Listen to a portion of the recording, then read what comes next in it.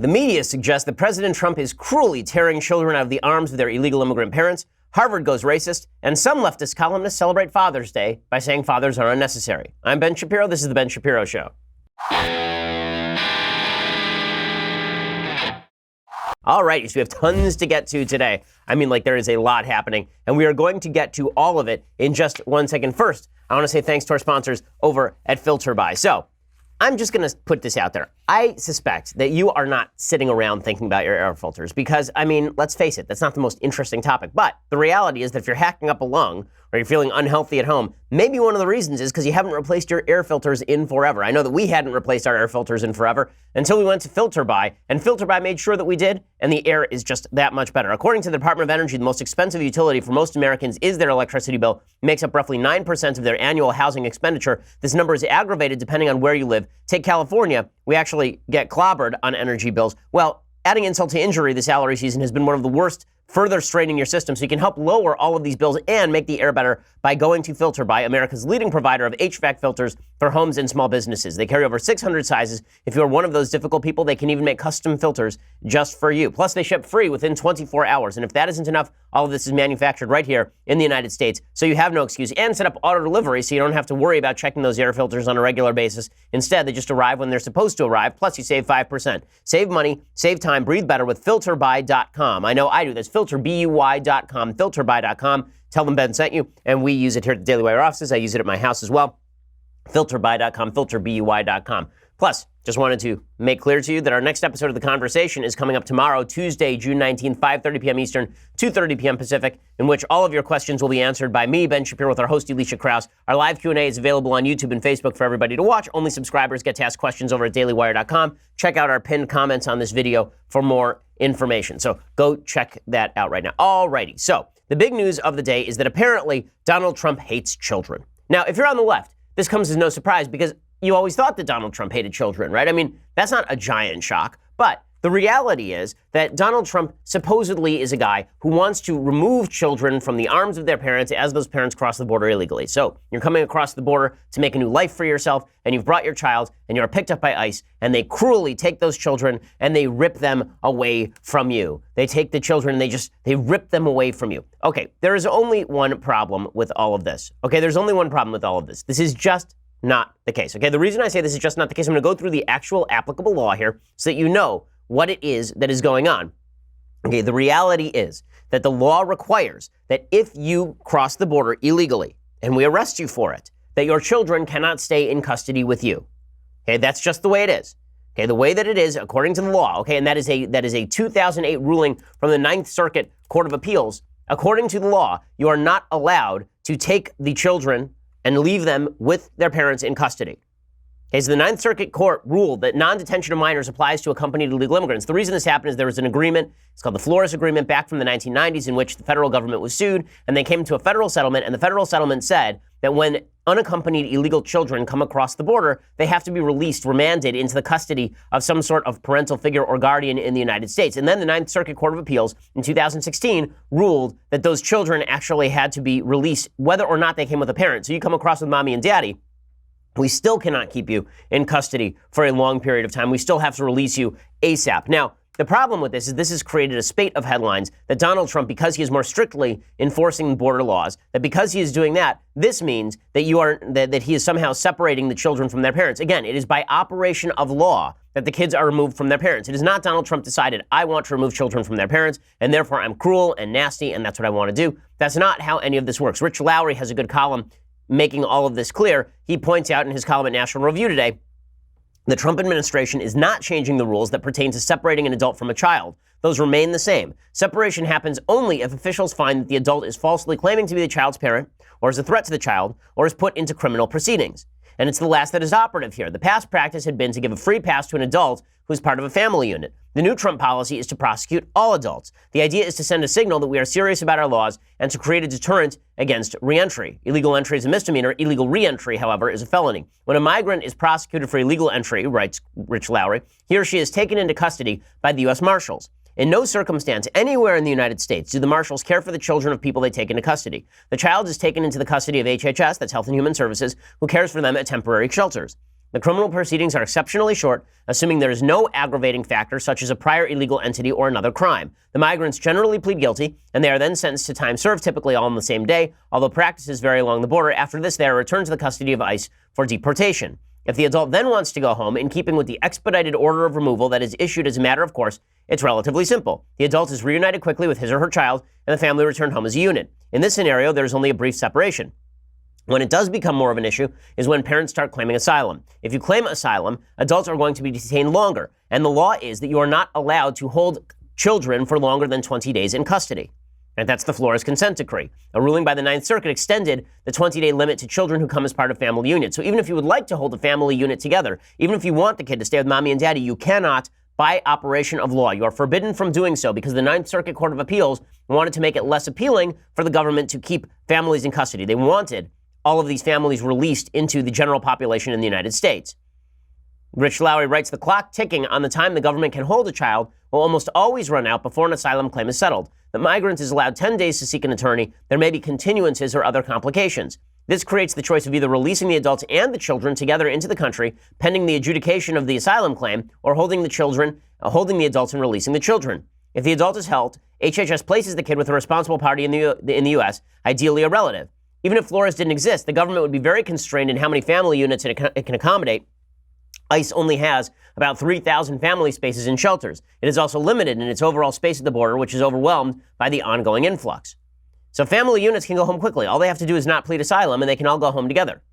Also, there's a better way to claim asylum. So the separation of parents from children only happens if you are arrested. If you walk up to a border station in the United States, you don't go between border stations. You just walk up to, for example, the U.S.-Mexico border, down near San Diego. If you just walk up to that border and you say, I need to claim asylum, you will not be arrested. You're only arrested if you try to cross between the borders, because then the idea is probably you're lying to get into the country. Otherwise, you should just walk up to Border Patrol, not along the border, but in specific border stations, which everybody knows where they are, and then you claim asylum, and then you're not arrested at all. Then you get to stay with your kids. Right? Every indication is that the migrant flow to the United States is discretionary. It nearly dried up at the beginning of the Trump administration, when migrants believed they had no chance of getting into the United States. Now it's going in earnest again because the message got out that despite the rhetoric, the policy at the border hasn't actually changed. Even if a migrant does have credible fear of persecution, writes Lowry, there is a legitimate way to pursue that claim. It does not involve entering the United States illegally. First, such people should make their asylum claim in the first country where they feel safe, for example, Mexico. Second, if for some reason they are threatened everywhere but the United States, they should show up at a port of entry. That's what it's called, the technical term, a port of entry, and they make their claim there rather than crossing the border illegally. There's significant moral cost to not enforcing the border, as well as Rich Lowry points out. If you just start releasing people in general into the middle of the country, lots more people are going to start crossing into the country illegally. And it is well worth pointing out that under the Obama administration, and under the Bush administration, really, immigration surges were rooted in government policy. So July 7th, 2014, this is from the New York Times. It was one of the final pieces of legislation signed into law by President George W. Bush, a measure that passed without controversy along with a pension bill and another one calling for national parks to be commemorated on quarters. This is a piece of legislation we're very proud to sign. A White House spokesman, Tony Fratto, told reporters December 28th, 2008, this program has been very effective around the world in trying to stop trafficking in persons. Now the legislation, this is the New York Times, right? Not Breitbart, not a right-wing publication. Now the legislation, enacted quietly during the transition to the Obama administration, is at the root of the potentially calamitous flow of unaccompanied minors to the nation's southern border. Originally pushed by a bipartisan coalition of lawmakers, as well as by evangelical groups to combat sex trafficking, the bill gave substantial new protections to children entering the country alone who are not from Mexico or Canada by prohibiting them from being quickly sent back to their country of origin. Instead, they have an opportunity to appear in an immigration hearing and consult with an advocate. This, of course, it puts strains on the system, lengthens the amount of time that these kids are in the system in the first place. So there are a bunch of lies that are being told right now, and we'll go through a lot of the lies that are being told by the media in just a second. But some of the lies being told are that Trump is randomly deciding to separate kids at the border. He doesn't have to do that. He does have to do that by operation of law. The only thing the Trump administration is doing differently is they are treating everyone who is crossing the border illegally as an illegal immigrant for prosecution, for purposes of prosecution. And then because you're doing that, the kids can't stay in custody with the parents longer than 20 days. And that is operation of law once again. Now, the media are going nuts over all of this, and they are making a huge fuss out of all of this. And they're showing up at the border, and they are showing up at these particular border stations where the kids are being held. The kids are being held separately in what are cages, essentially. Now, when they say cages, it makes it sound like it's like a chicken coop, like it's tiny. It isn't, but of course, technically they are cages because it's chain link fence separating people. So the administration has tried to fight back against the cages descriptor, saying the kids are being treated pretty well. The kids are being treated by some accounts well, by some accounts not as well. Apparently, one of the regulations on the books is that federal employees are not allowed to touch the kids for fear of lawsuit. So that means that some of the illegal immigrant children are changing the diapers of other illegal immigrant children they don't even know. The conditions are not good. All of this is underfunded. Congress could solve all of this, by the way. And Congress could solve all of this today. All they have to do is pass a law that says that if you come into the country illegally with your parents and you get to stay together. Right? You get to stay in custody together. Right? That would be the way that you fix this law. And then it's the parents' option whether they want the kids released to the custody of the HHS or released to the custody of a family member already in the United States, but they get to stay with the parents otherwise. Right? Congress can do that tomorrow, and Congress should do that today or tomorrow. Apparently, I'm hearing from the Speaker's office, from Speaker Ryan's office, that's exactly what Speaker Ryan is going to pursue, plus funding for expanded facilities to ensure that parents can stay together with their kids when they come across the border. So all of this is in the process of getting solved. I do find it somewhat suspicious that the media have decided to jump both feet on the bandwagon as though this is some sort of great human rights catastrophe brought on by the Trump administration, when, of course, all of this started under the Obama administration, or at least it was happening under the Obama administration. Brandon Darby from Breitbart, he had a bunch of photos. I remember when I was working at Breitbart still, he put out all of these photos. Right? These are all photos of a bunch of people, including children, who are at these detention facilities. It doesn't look that great, right? I mean, this is from 2014. Right? You can see all the photos. It's from 2014, and it's children who are separated from males, who are separated from females. These facilities are overcrowded. Right? All of this was happening in 2015. There's nothing new happening here. But the implication is there's something new happening here because it's Trump. And that, of course, is not true. Right? That's just not true. We're going to get to the media coverage of this in just a second and talk about the administration's response and really what the administration did do wrong in just a second.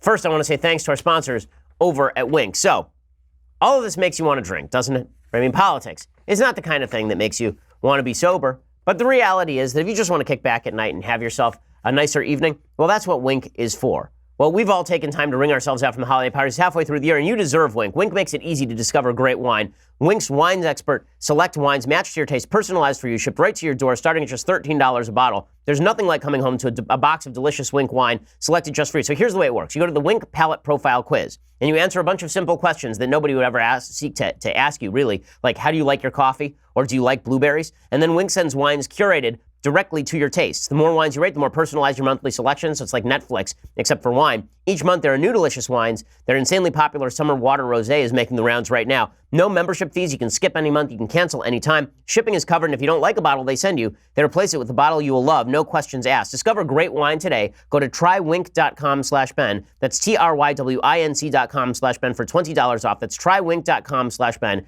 you get $20 off your first shipment. Again, trywinc.com/Ben. It's fantastic. It makes a great gift. If you're late for Father's Day, get your dad a subscription to this. It's really fantastic. Trywinc.com/Ben. People around the office have tried Winc wine, and those are days when we don't get a lot of work done. So trywinc.com/Ben, and you get to try it for $20 off your first shipment. Trywinc.com/Ben. All right, so the Trump administration, with all this said, that the Trump administration is basically following the law, and if you don't like the law, change the law.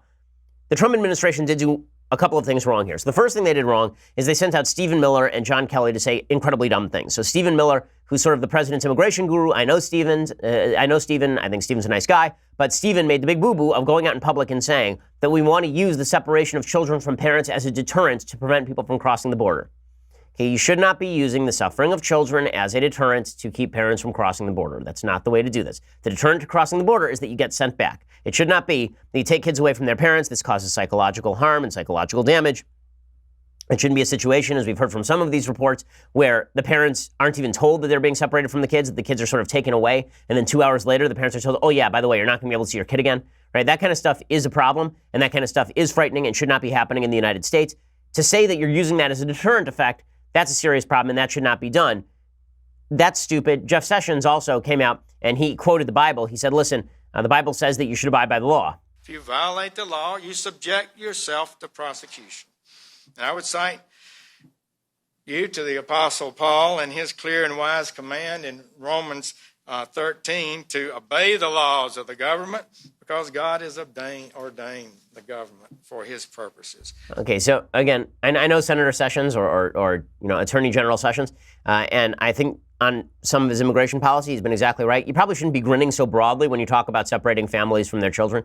It's just not smart. For folks who can't see the video, he's standing there and he's grinning pretty broadly as he quotes the Apostle Paul.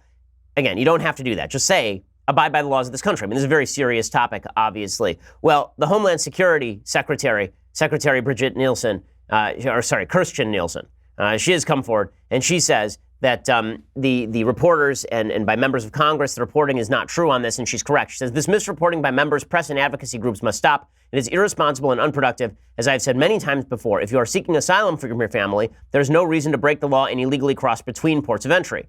This is exactly right. Right now, the policy is if you cross between ports of entry, we will arrest you and we'll prosecute you. But if you show up at one of the border ports of entry, then you'll be treated as an asylum seeker and you won't be separated from your kids. And she continues, she says, you are not breaking the law by seeking asylum at a port of entry. And she continues as well. And she says, for those seeking asylum at ports of entry, we have continued the policy from previous administrations and will only separate if the child is in danger. There's no custodial relationship between family members or if the adult has broken a law. And she finishes up. She says, DHS takes very seriously its duty to protect minors in our temporary custody from gangs, traffickers, criminals, and abuse. And then she finishes by saying, we do not have a policy of separating families at the border, period. Everything she says there is factually true. Now, the media are lying about this. And in just a second, I'm going to show you how the media are lying about all of this and turning it into a major issue when, in fact, this is an easily solvable issue if we could just get past all the politics. So we begin with Chuck Todd. So Chuck Todd has on Kellyanne Conway on NBC News on Sunday. And he says that the goal of the Trump administration is to hold children hostage to get Democrats to pass some law. That obviously is not the goal here. The operation of law, it's not up to Trump. The operation of law says that if you arrest a parent illegally crossing the border, the kid cannot be held in custody for longer than 20 days. That is the law. Trump did not make up the law. Trump cannot violate that law unless he just decides to release illegal immigrant parents who are crossing between border ports of entry illegally. All the lies that are being told today are really astonishing, and Chuck Todd forwards that game here. And this is going to sound harsh, but it sounds like you're holding these kids hostage to get the Democrats to the table to pass some law. You just laid out a very compassionate case for why. I understand. You just laid out with a lot of compassion and a lot of empathy in there. But it's not very empathetic. Then the most traumatic thing to do to a kid, separate them from their parents. Okay, so what's your solution, Chuck? Right, this is the part that makes me crazy. The solution that is being proposed by people on the left is that Trump should just release people into the interior of the United States. That is the solution that they are proposing right now. That is not a solution. There are laws on the books. You do not get to cross into the country illegally. Again, we have provisions that say if you come to a port of entry in the United States, then we will treat you like a normal asylum seeker. If, however, you are sneaking through the brush near Sonoma and you just decide to cross the border illegally, not near a port of entry, and we catch you, we're not going to treat you as though you were an asylum seeker, because if you were an asylum seeker, you would have gone to a port of entry. Right, but the media are just lying flat out about this. I will say I thought the most hilarious thing is after Jeff Sessions quoted the Bible to say that people should abide by the law, MSNBC decided to ask, what would Jesus do? So apparently Trump has now won the war on Christmas. Trump has officially won the war on Christmas because he's got the anchors at MSNBC actually reading the Bible. I do enjoy when folks on the left start reading the Bible and they skip over all the parts about, like abortion and same-sex marriage and adultery, and they skip over all of those parts and they go straight to the most vague portions that support their position. So here's Ali Velshi on MSNBC, who I guess went to some sort of seminary, and he did a full segment on MSNBC called What Would Jesus Do About Illegal Immigration? But Jesus said, suffer little children and forbid them not to come unto me, for of such is the kingdom of heaven. What does that have to do with illegal immigration? To Matthew chapter 25 again, this time verse 40. And the king shall answer and say unto them, verily I say unto you, inasmuch as ye have done it unto one of the least of my brethren, ye have done it unto me. That's just a small sampling of what's in the Bible. Well, hallelujah. MSNBC calling out the priests and the pastors to talk about everything that's going on the border. Again, you're not going to see them do this with regard to Planned Parenthood. That was the most ironic tweet in all of this. Planned Parenthood tweeted this out. So here's what Planned Parenthood tweeted. They tweeted out, in our hearts and minds today, all of the fathers and parents who have been separated from their children at borders, keep families together, hashtag Father's Day. And then it says, you deserve to be together regardless of immigration status. Keeping families together is reproductive justice. You kill babies Okay, that's what Planned Parenthood does for a living. 300,000 unborn children a year. Now, whatever you may say about separating families from children at the border, and again, I think there's an easy congressional fix to all of this that Speaker Ryan's office has told me they're already pursuing today. Even if you believe that that's something that ought to be fixed, what Planned Parenthood does to kids, a lot worse than separating them at the border for a week and a half. Okay, they kill them. So I do love how the left suddenly is interested in God and the Bible when it comes to illegal immigration. By the way, I just want to note this, as someone who's fond of the Old Testament, right? I wear the funny hat on my head because I am fond of the Old Testament. And I like it in the original Hebrew, the hardcore way. And whenever it talks about treating strangers in your land with certain respect, the precondition in all of Jewish law for all of Jewish history is that people have to accept the law of the land. If you violate the law of the land, you're not treated like a stranger in the land, like a ger toshav, right? You instead are treated like somebody who's violating the law of the land. You're treated like a criminal. So to misquote the Bible purposefully is really ridiculous. Now, the worst of all is Kathy Griffin, of course, because Kathy Griffin only makes a headline when she says something absolutely awful. So she decided that she would go off on Melania. She said, F you, Melania. You know damn well your husband can end this immediately, feckless, complicit piece of bleep. I do love that so many folks on the left are so angry at all the women in the Trump administration. They're feckless and complicit. It's so funny. All those people wouldn't say that Hillary Clinton was feckless and complicit when it came to her husband's exploitation of women, but it's a different thing when you're talking immigration policy and Melania Trump. Like Melania's just going to stroll on into the Oval and suddenly Trump's going to shift his immigration policy because Melania said something.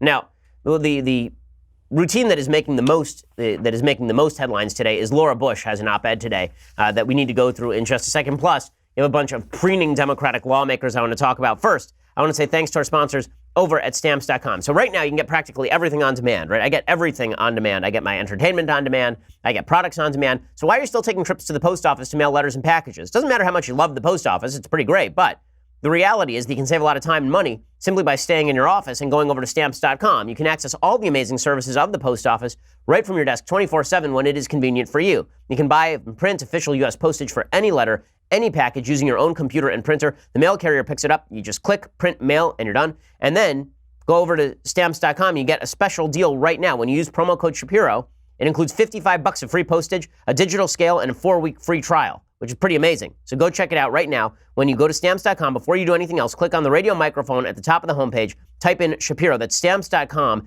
and enter promo code Shapiro. Again, it includes up to $55 free postage, a digital scale, and a 4-week trial. See whether you like it. We use Stamps.com here at the Daily Wire offices. It saves us a lot of time. We don't have to have our employees run over to the post office. It saves me a lot of time at home. Again, you just print it right out onto the envelope, the postage. They give you a postage meter as well. A digital scale, rather, and that allows you to know what kind of postage you need for all this stuff. It's just great. Go to Stamps.com, check it out, and use promo code Shapiro to let them know we sent you, and so you get the special deal. All right, so Laura Bush has now sounded off. Now, I do find this weird. Okay, I really like Laura Bush. I have a lot of respect for Laura Bush. I think she was a very good first lady, but I don't know why it was that Laura Bush was silent about so much of policy under the Obama administration, and now she is speaking out about the Trump administration. I suppose the idea here is that Republicans are supposed to police their own, so when something really bad happens, Republicans are supposed to speak up. That's fine with me, but I think that this particular piece is not supremely accurate. And not only do I think that it's not supremely accurate, I think that it actually forwards some falsehood. So here's what Laura Bush has to say. She says, on Sunday, a day we as a nation set aside to honor fathers and the bonds of family, I was among the millions of Americans who watched images of children who have been torn from their parents. In the 6 weeks between April 19th and May 31st, the Department of Homeland Security has sent nearly 2,000 children to mass detention centers or foster care. More than 100 of these children are younger than 4 years old. The reason for these separations is a zero-tolerance policy for their parents who are accused of illegally crossing our borders. Well, they're not accused. They illegally crossed our borders. I live in a border state. I appreciate the need to enforce and protect our international boundaries, but the zero-tolerance policy is cruel, it is immoral, and it breaks my heart. So again, here's the problem. I understand empathy. Empathy makes for bad politics. It does. Okay, sympathy makes for good politics. Empathy makes for bad politics. Sympathy is, I feel bad for you. Empathy is, I feel you, meaning I am putting myself in your shoes. Well, how about putting yourself in the shoes of the immigration agent who has to decide whether to release an unvetted illegal immigrant family into the country?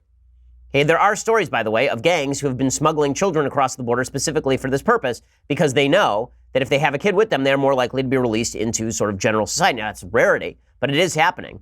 And we have to be vetting who comes into the country in the first place. Is the policy supposed to be that if you show up with a 6-month-old, that we just release you into the country? Because right now, that's the law. Right now, you have two choices. I can either arrest the parent and separate out the kid, or I can release them into the country. If the idea is you come in with a kid under 4, you get released, how many people do you think are going to rush that border? A lot of people. This is not to say you should create a policy to deter immigration, by separating the kids. Instead, you should change the policy so the kids get to stay with the parents in some sort of custody. That'd be the way to do this. But if the alternative is release a bunch of kids into the middle of the country with their parents, I just don't see that. Here's what Laura Bush writes. She says, our government should not be in the business of warehousing children in converted box stores or making plans to place them in tent cities in the desert outside El Paso. These images are eerily reminiscent of the Japanese internment camps of World War II, now considered to have been one of the most shameful episodes in American history. We also know this treatment inflicts trauma. Interned Japanese have been 2 times as likely to suffer cardiovascular disease or die prematurely than those who are not interned. This is not Japanese American internment, okay? That was taking American citizens and forcibly relocating them to camps when they were integrated into American society already. They had rights under the U.S. Constitution. The same is not true of people illegally crossing the border. And again, it was the Ninth Circuit Court of Appeals, the most left court in America, that made this policy. It was not Trump. I don't like the inaccuracy here. He can make a case for legislation that fixes all of this without being inaccurate about your reporting.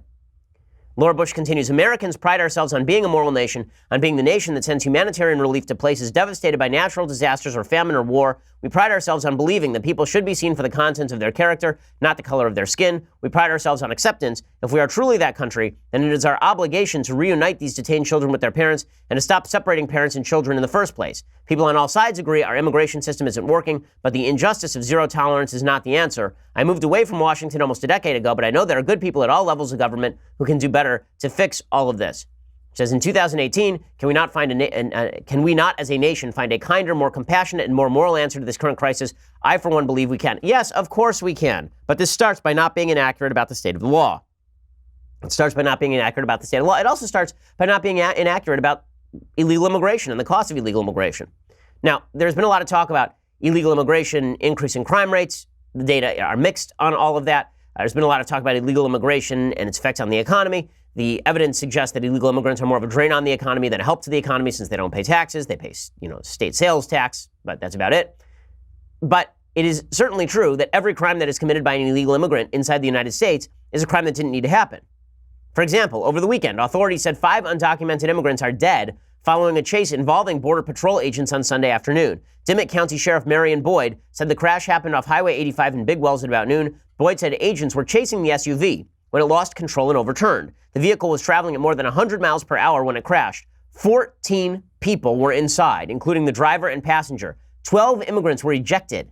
4 died at the scene when the car crashed and rolled over, according to Boyd. A 5th person later died at the hospital. A total of 9 people were transported to the hospital, including 5 who went to San Antonio Military Medical Center. The rest went to local hospitals. The driver is a United States citizen who was among those transported.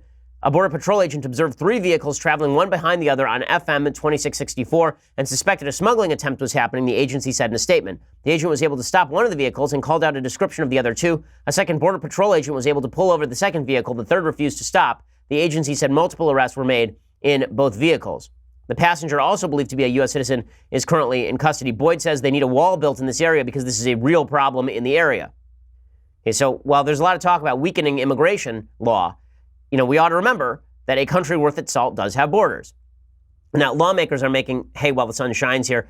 So are politicians. General Michael Hayden, who is a member of the Obama administration, I believe. I would have to actually look up his credentials, but Michael Hayden tweeted this out. Like Laura Bush, trying to compare all of this to internment camps, Michael Hayden then tweeted out a picture of the railway station at Auschwitz, right, like Auschwitz-Birkenau.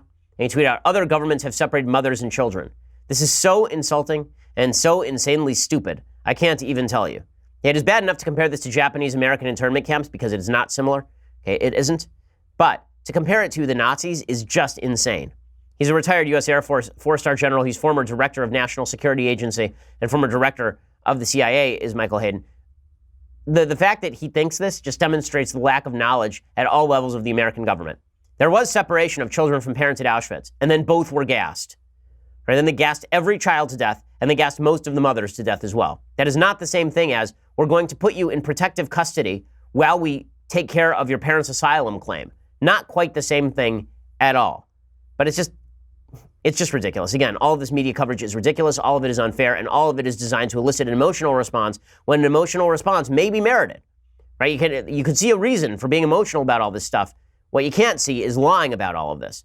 And this is indeed lies. I mean, these are lies. Okay, so you're going to have to go over to dailywire.com for the rest of the show live. For $9.99 a month, you get the rest of this show, the rest of Andrew Klavan's show, the rest of Michael Knowles' show. Plus, as I said earlier on the show, we have an episode of The Conversation coming up tomorrow. And that episode of The Conversation will include me taking your questions. When you're a subscriber, you get your questions asked. When you aren't, you don't.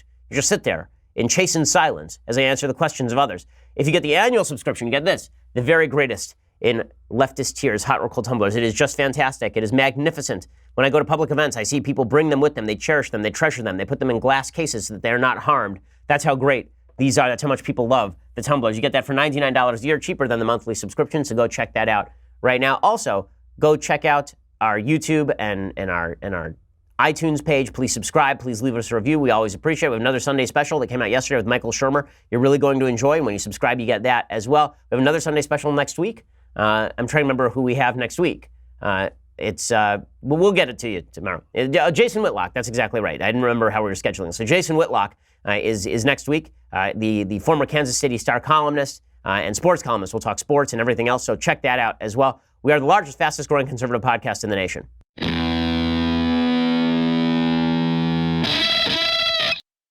And so among all of these stupid responses to this immigration debacle is Bill Clinton. So Bill Clinton responded to all of this because we obviously need his take on the immigration situation. He tweeted out, on this Father's Day, I'm thinking of the thousands of children separated from their parents at the border. Honestly, I thought on Father's Day he might be thinking of all the children he's never met that he has. He said, on this Father's Day, I'm thinking of the thousands of children separated from their parents at the border. These children should not be a negotiating tool, and reuniting them with their families would reaffirm America's belief in and support for all parents who love their children. Okay, well, I seem to remember back to the 90s, like flashback back to the 90s. Remember this picture? Remember this one? Yeah. That was when they took Elian Gonzalez from his family at gunpoint and then sent him back to Cuba, right? Because we had to have good relations with Cuba. It was very important. So we actually sent a SWAT team in to remove Elian Gonzalez from the United States. But apparently, on Father's Day, this is what Bill Clinton doesn't remember. Right? Bill Clinton, amidst his hookers and blow, he's sitting around thinking about all of the children separated from their parents at the border. All of this is just overwrought and has nothing to do with the actual law. Again, there will be a law passed this week to fix this process as well. There should have been before. Now, I'm glad there's focus on it because I think the process ought to be fixed, but there's no reason to lie about it. And you see all these lawmakers who are lying about it. Here, lawmakers holding a press conference after touring in the immigration facility. This is Representative Sheila Jackson Lee, one of the greater demagogues in the country, Democrat from Texas. And here she is making a fuss. Let me just quickly say that when you have a mother tell you directly that she's in fear that she will never see her child again, and when the United Nations Human Rights Commission indicates to the Trump administration you're violating human rights, then you know that what we are saying today is President Trump, cease and desist, because you are moving the arc of justice to the heap of despair and the trash heap of injustice. Whoa. After the parents are in handcuffs, their kids are taken away to parts unknown. That is appalling, and it is un-American. Okay, that's Peter Welch, Democrat from Vermont. Heap of despair and trash heap of history and arcs of justice, and oh my goodness. Okay, if you're a parent and you feel like you're never going to get your kid back, that's horrifying, obviously, which is why we should correct the situation. It is also true that every child has been returned to their parent. Has there been a case where a kid has been permanently removed from their parent? Have we heard of any of those cases? No, because this is all exaggeration. Okay, now, again, the policy is not good, but this policy was not implemented by the Trump administration. All they're doing is enforcing the immigration law. That's it. That's the whole thing. Okay, but it's so irritating to watch people fib and lie about the situation. And the stuff is, it's fibs and it's lies, and it's inappropriate to fib and lie about politics, even if you think that it's going to be helpful. These are the same people who say that Trump lies routinely, while the media are lying about the situation, and it's really, really unpleasant. Okay, now speaking of unpleasant, Peter Strzok, you'll recall last week we talked at length about the Department of Justice Inspector General report about the FBI's actions in the Hillary Clinton email case. And that IG report was pretty damning. The person at the center of the IG report was Peter Strzok. Peter Strzok was an FBI agent who was one of the head agents in charge of both the Russia investigation as well as the Hillary Clinton email investigation. And you'll recall that there was a text that he sent to his lover. He's a delightful fellow who's married, having an affair with a woman who's also married, so just delightful people all the way around. And she texted that Trump wouldn't be president, she hopes, basically. And he said, we'll stop it. Right? That was a direct quote, we'll stop it, which is just fantastic.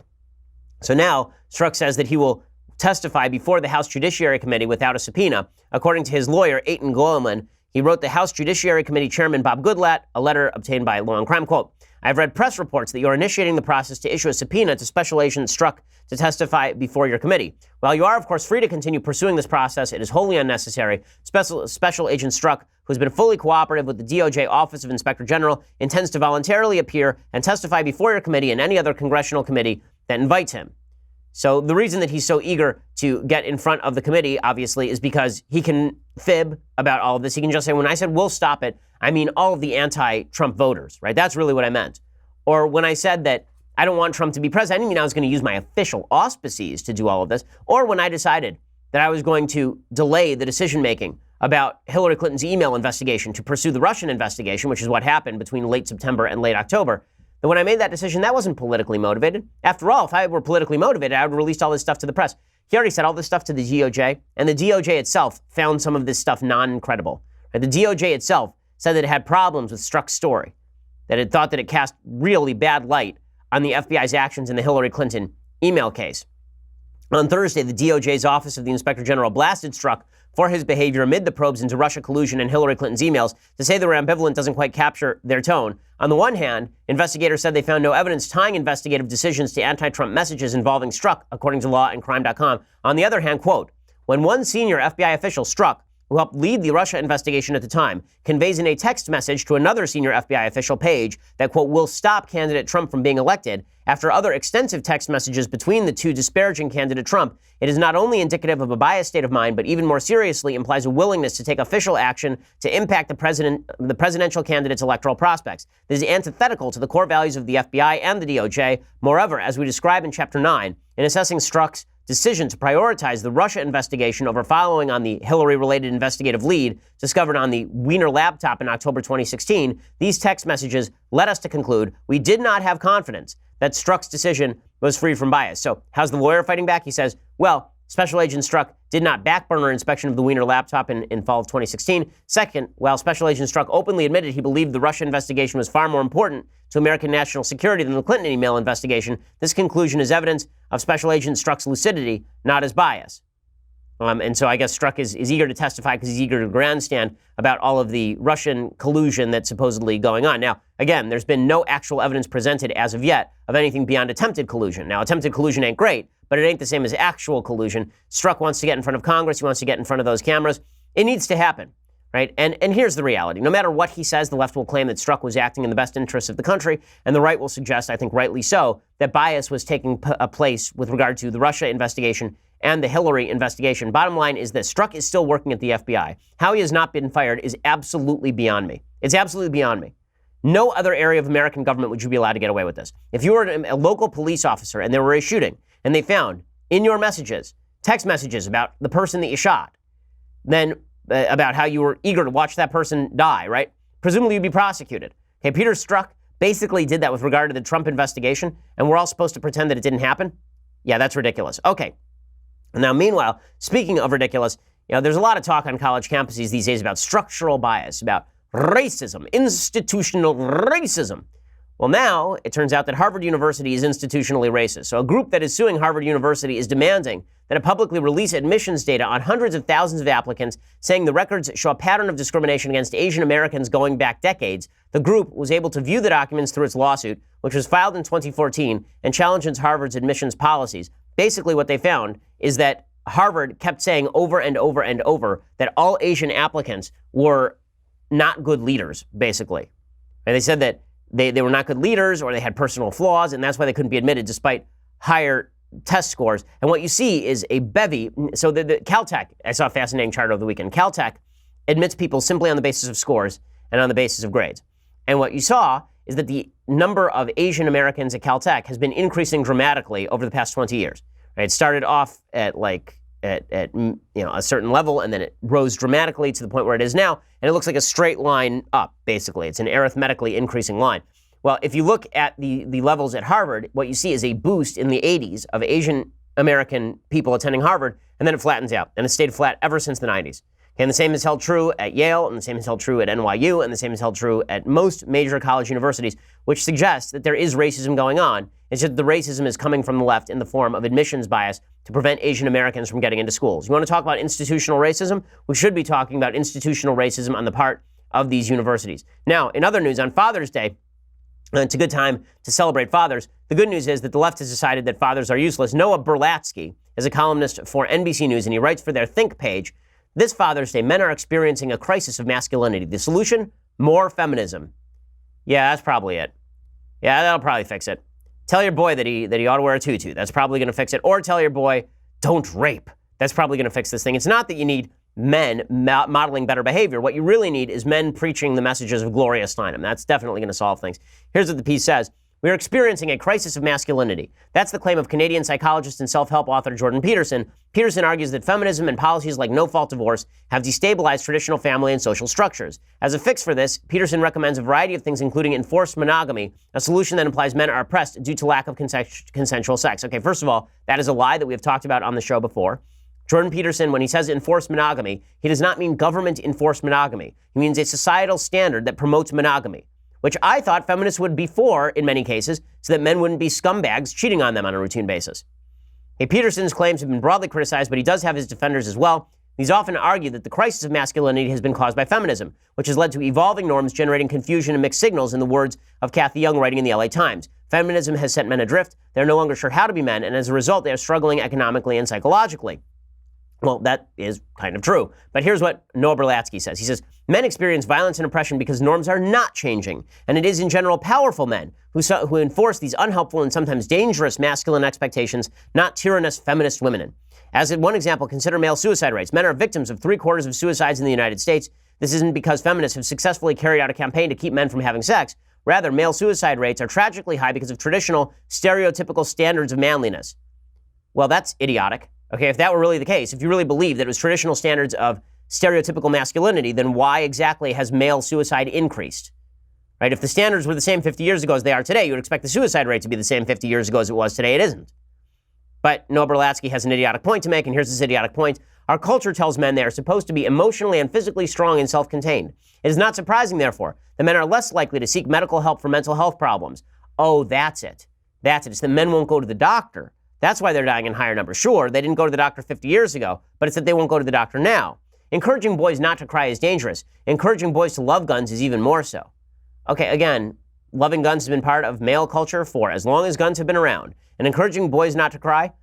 Okay, I don't think anybody should cry unless it is warranted, boys or girls.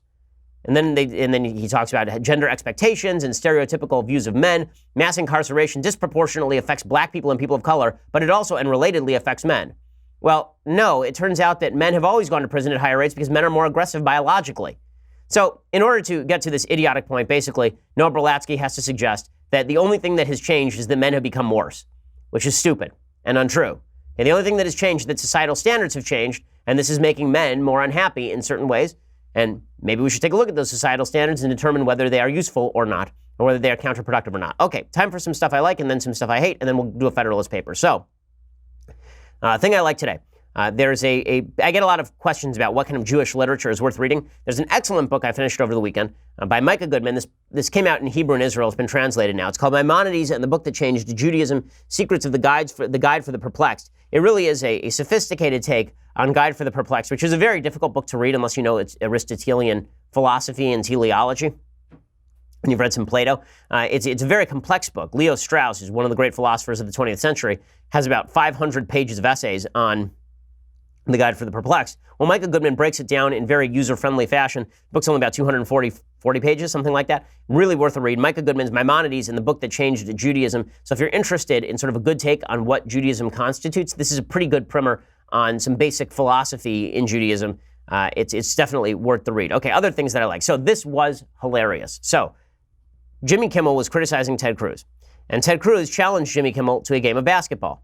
And Jimmy Kimmel took him up on it. Now, I'm old enough to remember, because I'm from Los Angeles, when Jimmy Kimmel was the sports guy on Kevin and Bean on K-Rock 106.7 out here. He was that was literally how he started his career. He started his career by giving the sports updates in the morning on K-Rock. Now, suffice it to say that I did not listen to K-Rock on my own. I was in a carpool, and I used to sit in the middle of the back seat in carpool because I was the smallest kid, and I did not get to choose what was on the radio. But that meant I heard a lot of Jimmy Kimmel in his younger days doing the sports updates. The sports guy played Ted Cruz, and Ted Cruz beat him. Ted Cruz beat Jimmy Kimmel in basketball, which is just hysterical. He beat him apparently 11-9, and Ted Cruz had a good sense of humor about the whole thing. He went out and took a picture with Grayson Allen because they're lookalikes, Grayson Allen, the Duke star, and Ted Cruz. and he beat him 11-9. They raised a bunch of money for charity. And this leads me to think that we should have more charity basketball games between celebrities because something like 5,000 people showed up, which is more than a typical WNBA game. So why not? Ted Cruz versus Jimmy Kimmel, I'd be more interested in watching that than the WNBA. I mean, I'm sure the level of skill is higher in the WNBA, but still, Jimmy Kimmel, and it's a disgrace to the game of basketball, I'm sure, but it was pretty funny. I mean, if you look at the footage. So good for Ted Cruz. That's got to be just a blot on Jimmy Kimmel's record. He's just got to go home and cry about that every night, that he got beat by Ted Cruz in basketball. Hilarious. Okay, time for a thing that I hate. All right, so Van Jones, right, had on Kim Kardashian. Kim Kardashian, of course, is one of the great moral voices of our time. She just, as we know, freed Alice Johnson from prison, the 63-year-old drug dealer who dealt in 3,000 kilograms of cocaine, something like that. So that's very exciting. So she got one person free. Now she's apparently looking for other people on death row that she can go to President Trump with and try to get him to pardon. So that's very exciting. Van Jones sat down with Kim Kardashian, and he asked her if she wanted to run for public office. Oh, no. Would you ever run for office? Oh, I don't think that's even on my mind. Trump's president. It could happen. I know. That's why Kanye loves him. It's the idea that anything can happen. So, could anything happen with, I guess never say never, but that's not going to be like a Kim's run. Never say never for Kim Kardashian. That's just what we need. Great. Okay, you made a celebrity culture. Live in that celebrity culture. It's garbage. It's garbage. Just because people are famous doesn't mean that they're smart or know what they're doing on politics or know that... I know. We're all supposed to pretend that it's wonderful because Kim Kardashian's talking with Trump, and now we're all supposed to pretend this is like a great thing. Yay! So exciting! Woo! Okay, I am not excited that Kim Kardashian is talking with Trump because I don't think she knows things. Okay, I think she knows things about certain things. I don't think that the criminal justice system is one of those things. If Trump wants to talk with an expert referred by Kim Kardashian, that's one thing. But if Kim Kardashian is now going to be a politician, I hate that our politics has now suggested that study, reading books, knowing things, these are negatives. It makes you hoity-toity to know stuff. What utter nonsense and stupidity. Okay, one more thing that I hate. So there's an article at a site called The Cut about a woman who had her boyfriend move in with her and her husband, and they had a kid. So well done on screwing up your kid. And here's what the piece says by Ariel Greenberg, as told to Kim Brooks. Rob and I were together for 12 years before we decided to open our marriage. It happened not that long after we had our last child. For most of our relationship, I'd been very focused on my career and then motherhood, without much time to think about my sex life. Once we were done having kids, my sex drive came roaring back. We loved each other very much, but we'd never been a perfect match in terms of sexual compatibility. I told him I didn't think our marriage was big enough for my new sexual curiosity. I wanted to explore. Rob was very receptive, but we wanted to take things slowly. Okay, so note to ladies who say they want an open marriage. The reason your husband is very receptive to open marriage is because men are naturally polygamous and want to go screw as many women as possible. So no wonder your husband wanted in. Are you sure? Like, shocker. Okay, and then, first of all, I don't believe, I'm going to say this. I don't believe that the issue of sexual compatibility is a real issue. I think it's an issue of personal compatibility extended into the realm of sex. That's what I think about sexual compatibility. I think that if you're a giving person in the bedroom, you're likely to have a very good sex life. I think that if you're an a-hole in real life, you're likely to be an a-hole in the bedroom. Okay, I think that's just the way that it works.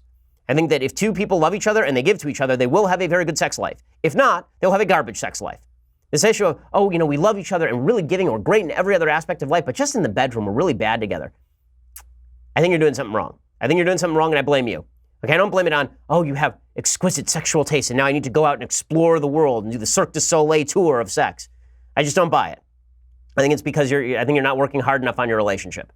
Okay, now sometimes there are physical, actual problems. That's not what I'm talking about. I'm not talking about you have some sort of physical defect. I'm not talking about you experience pain or something like that. I'm talking about, you can have perfectly comfortable sex, but you're just not that into each other sexually and all this. Work on it. Stop being a jerk. Okay, this article continues, and then apparently we were very open about what we were doing with everyone, including our kids who were 4 and 8 at the time, because you will burn in hell. Okay, we sat down with them and explained that some people think when you're married to someone, you can only love that one person, but that we didn't believe that. We thought you could love more than one person at the same time. Our oldest child thought about it and said for a moment and then said, well, right, I love you and I also love Dada. And I said, right, and that was the end of the conversation. That's not the same thing. That is not the same thing. I'm sorry, having sex with multiple people is not the same thing as I love my wife and I love my child. Unless you're really perverse. Okay, that's not the way that works right there. I say, children are naturally very tolerant about these things. We teach them our intolerance. Right, because children are stupid. Right, because children are dummies. Okay, I've got 2 kids under 5. They're wonderful. They're very smart for their age. They're dummies. Okay, that's because they're kids. Like, you're supposed to inculcate good values. Okay, anyway, both of us started dating, says this article. Rob began dating a woman pretty seriously, and I was seeing Mike, whom I first met in my 20s. This is what was really going on. She hooked up on Facebook with an old boyfriend. Right, we'd had a passionate but brief relationship while living on opposite coasts. We had since fallen out of touch. Now he was living 5 hours away. And when we began a long-distance relationship, where I'd see him every month or 2 for a couple of days. After about 2 years of long-distance dating and getting to know our whole family, Mike decided to move to our town to be close to us. He was divorced and had no kids and a job he could do from anywhere. When he first moved, he rented an apartment a few blocks away. The idea was he'd live there for a year or more and we'd see how it went. But it became immediately apparent that it didn't just make sense because he and I wanted to spend every night together and he was eating all his meals with us. So it turns out that she wasn't like just not happy with her husband. She didn't want to have sex with him at all. She wanted to have sex with this other dude. But she wanted to have her cake and eat it too. Rob and Mike got along well from the start, not like best friends, but they genuinely enjoyed each other's company. If I wasn't home, they'd watch basketball or make dinner together because your husband's a doof. They wouldn't turn to each other. They wouldn't turn to each other if they were in crisis. For that, they'd turn to me, but they got along well. Of all the questions people ask me about non-monogamy, the one I get most is probably about the living arrangement. People want to know why Mike got to live with us while none of the people Rob dated got to. This seems like such a silly way to look at it. The reasons you do or don't choose to live with a partner are complicated. It's not that Mike got to live with us. It's that it made sense for him to move in. He was getting a divorce. He had no kids. He worked from home. And sure, we had 2 kids who weren't involved with Mike, but my kids don't matter because, hey, I want to get my rocks off. And then they decided to have a small bedroom on the first floor because it was more private. The idea was that Rob and I would keep the master bedroom and I could go downstairs and sleep with Mike when I wanted to. Honestly, Rob has always preferred to sleep alone and was happy to have the bed to himself because Rob, as we have mentioned before, is a doof. Okay, and then the best part of this is the very end. It turns out that they're thinking about divorce. Shocker. Shocker. It says, Mike and I love this, living together worked really well for us for 4 years. Recently, Rob decided it was time for him to get his own apartment, mostly because he wants a little more autonomy, even though he lives right nearby and comes over for dinner most nights. So we decided to divorce. Oh, is that what happened? I can't believe it. No. Shocker. It turns out that when you told your 4 and 8-year-olds that you can love more than one person at a time, you couldn't. Wow. That was not predictable in any way that you would get divorced after having sex with another dude and bring him into your house. Couldn't. What? I'm just mind blown. Unreal. He says, people might point to that and say, oh, so I guess non-monogamy didn't work in the end. I guess it ruined your marriage. Or they think, poor Rob. But Rob dates. He has a life he fully enjoys and chose. He's about to turn 50. He wanted to feel what it was like to steer his own ship for a while, to have a little more space. And that's what he has. Mike and I are going to get married soon. I think people assume that now we'll be monogamous since our relationship is so romantic. But nope. We have no interest in a marriage that doesn't provide us space to express and act on attractions to other people and to continue to change and grow. In a funny way, and given the statistics around infidelity, I think we're a lot more committed to non-monogamy than most monogamous people are to monogamy. No, statistically speaking, this is false. You are 100% committed to non-monogamy, and the majority of monogamous people are committed to monogamy, and so you ruined your life, and you ruined your children's life, and you ruined your husband's life. So well done, all because you weren't sexually compatible, which really means that you weren't willing to be giving in the bedroom, or your husband wasn't, and you wouldn't talk about it. So well done, lady. These people put their kids last make me sick. Make me sick. The kids in this, they don't even come into the picture. It's all about just how you feel in the bedroom. Well, if you're going to do that, don't have kids in the first place, really. If you want to live that lifestyle, live that lifestyle. Don't F up your kids. Ridiculous. Okay, time for a quick Federalist paper. So, Federalist number 33, from the ridiculous to the sublime, Federalist number 33, Alexander Hamilton continues discussing the federal taxing power. So he's talking in the Constitution about the fact that you get to tax at the federal level. A lot of people were afraid this would lead to the federal government becoming overbearing and encroaching, which happened. Okay, so he begins by discussing the so-called necessary and proper clause. This is the clause of the Constitution that says that the federal government has the power to make all laws necessary and proper for carrying into execution the powers by the Constitution vested in the government of the United States. In other words, if there's a power in the Constitution, then the federal government can pass a law to effectuate that power. And here's what Hamilton says. He says, what is a power but the ability or faculty of doing a thing? What is the ability to do a thing but the power of employing the means necessary to its execution? What is a legislative power but a power of making laws? What are the means to execute a legislative power but laws? What is the power of laying and collecting taxes but a legislative power or power of making laws to lay and collect taxes? In other words, when it says necessary and proper, if I say you have the power, the legislature has the power to regulate interstate commerce, that means it has the power to pass laws and create agencies to effectuate those laws. Right? Everybody agrees with this. Hamilton says the point of this clause is to restrict the power of the federal government to only that which is necessary. So otherwise, you would just say the government has the power to do whatever it wants. Instead, it says the government has the power to regulate interstate commerce, for example. And then it says the government has the power to do what is necessary and proper to accomplish those effects. Right? Now, here's the problem. Hamilton is totally right about this, but the Supreme Court decided that the necessary and proper clause was not actually the necessary and proper clause, that it was the government should be able to do whatever it wants clause. It's a serious problem. So there's a landmark decision by Chief Justice John Marshall in McCulloch versus Maryland. He decided wrongly that it was the necessary and proper clause was used as the justification for the creation of a national bank. So the state of Maryland had attempted to impede the operations of the Second Bank of the United States by taxing out-of-state banks. The Second Bank of the United States was the only out-of-state bank. The court ruled against Maryland, and Justice John Marshall said that the Constitution didn't give Congress the permission to create a federal bank, but it gave Congress the implied power to do so under the necessary and proper clause so Congress could realize or fulfill its express taxing and spending powers. This is a wrongly decided case. Necessary and proper means necessary, not wanted, necessary. Was it absolutely necessary for there to be a Bank of the United States to tax and spend? No, we haven't had a Bank of the United States for a century and a half in the United States. And we've been able to tax and spend pretty well. So this was not true. The worries about the necessary and proper clause were well-founded, but it's not clear that without the necessary and proper clause, the Supreme Court wouldn't have done the same thing. Okay, so we will be back here tomorrow with all of the latest. I'm Ben Shapiro. This is The Ben Shapiro Show. The Ben Shapiro Show is produced by Senya Villarreal, executive producer Jeremy Boring, senior producer Jonathan Hay. Our supervising producer is Mathis Glover, and our technical producer is Austin Stevens. Edited by Alex Zingaro. Audio is mixed by Mike Caramina. Hair and makeup is by Jesua Alvera. The Ben Shapiro Show is a Daily Wire Forward Publishing production. Copyright Forward Publishing 2018.